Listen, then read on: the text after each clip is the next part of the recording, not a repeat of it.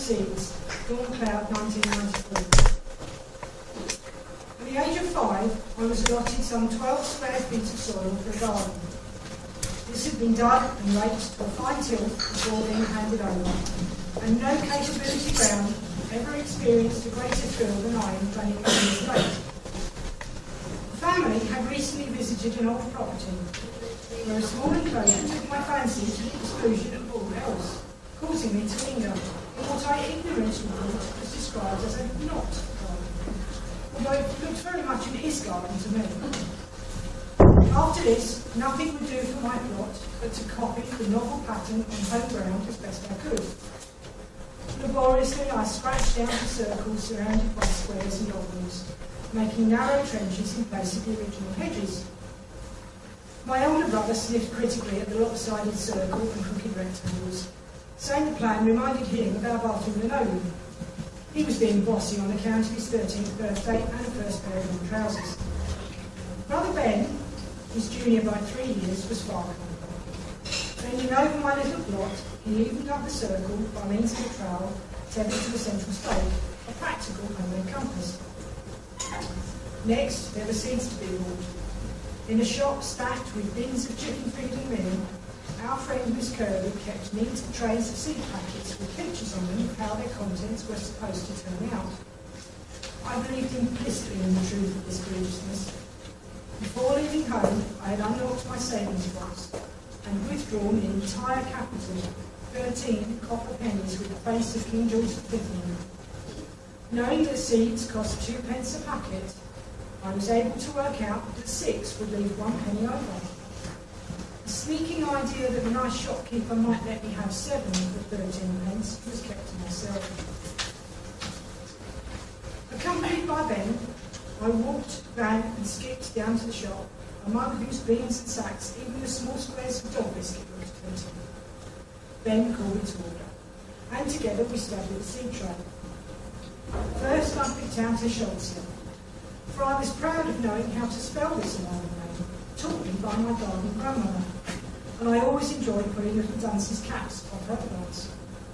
She also grew Clarkia and Gadesha, so I picked them out.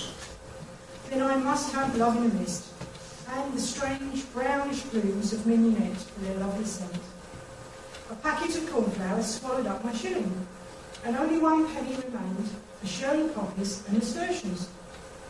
I was close to tears when Ben pulled a silver-threaded bit from the pocket of his shorts. "Here you go," he said. "Can you really spare it?" "Of course I can." And so the deal was done. Joy of possession soon turned to dismay when I wondered how to divide the supply evenly among the marked spaces without overcrowding or leaving gaps between the plants. Somehow Ben grasped the problem and solved it with ease. Scrounging a roll of kitchen paper, he spread a sheet on our playroom table and drew with ruler and compasses a scale plan of my plot. Then he worked out how best to distribute the contents of 8 seed packets, which he carefully numbered. His calculations were quite beyond me, but my nimble fingers were useful for setting groups of seed into the hollows in a paintbox palette. Next, he fashioned a collection of marker sticks, numbered to match the packets. After midday dinner, we went out to copy Ben's plan on the ground. It took us all afternoon by Ben's watch, but he said the idea had worked out well, and his marker sticks were a good breeze. He knew exactly where the different groups of my chosen seeds had been sown. Now, of course, there would be many weeks of waiting before they came into flower, but I was quite ready for this, having helped Granny to sow annuals last year when I was only 4. Happily, I went off to bed, fell asleep to the hooting boughs under a ripe moon. No hint of tomorrow's rude shock disturbed my dreams. It was Ben who broke the shattering news after we had finished breakfast.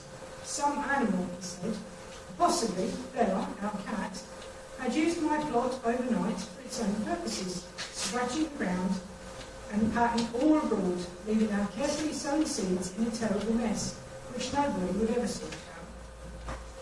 I was too shocked to go and look at the wreck of my poor garden.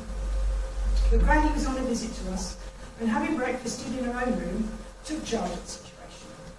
"My dear child," she said, Don't give it another thought. Those animals were looking even better mixed up together, you'll see. Something about her quiet face and the lace cap perched upon white hair reminded me of the marble monuments in the church. She just had to be listened to and believed. Remember the patchwork quilt you liked when you stayed with me? Well, you're going to have a patchwork garden, and I'm sure it'll be quite lovely, much prettier and more natural than a stiff old knocked garden. As the season advanced and the seedlings appeared, I did manage to thin out certain roots and make a few transplants into gaps left by Bella, but no trace of the original design remained. Everything grew well, and by the end of a warm July, with gentle refreshing showers, there was a grand display of blossom. One Sunday morning, I walked around the whole garden hand in hand with my father. Stopping at my little plot, he exclaimed, "This is the best show of the lot. Reminds me of a wildflowery meadow beside our rectory when I was a boy." So I hadn't even made a wild garden, just a piece of meadowland. But because Father evidently preferred it that way, the plot pleased me too. Looking back down a long tunnel of time, I can see now my original misspelling wasn't far out.